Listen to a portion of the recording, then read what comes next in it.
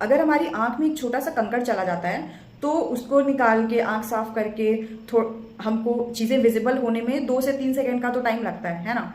And we have to like back to the world. ये जो कपड़ा रहता है घूंघट जिसको बोलते हैं, ये लगा के अगर आपको पूरे टाइम काम करना हो और you have to take care, जैसे घर में बोलते हैं कि घर में घूंघट मत लो, घर में सिर्फ यहाँ तक कर लो, यहाँ तक बाल नहीं दिखने चाहिए, पर तो कोई बाहर से बड़े बुजुर्ग खांसते हुए आ जाए तब यहाँ तक कर लो। वो भी करने में आपको अपना फोकस जो है वो काम से शिफ्ट करना पड़ता है, और अगर वो काम अच्छे से नहीं हुआ देन आपको फिर सुनना पड़ता है। पॉइंट ये है कि घूंघट की कोई नीड एक्चुअल में है नहीं। शर्म और संस्कार के नाम पे घूंघट लेने को किसी को फोर्स करना ये एकदम अननेसेसरी है। जहां तक शर्म की बात है तो शर्म दोनों पार्टीज में होनी चाहिए, और अगर दोनों पार्टीज में है वो शर्म, वो डिग्निटी है ना, कि तो वहां पे घूंघट की गुंजाइश ही नहीं है। एक बंदा कपड़ों का बोझ लिए हुए चल रहा है, दूसरा बनियान में घूम रहा है, तो वो भी सेंस नहीं है ना।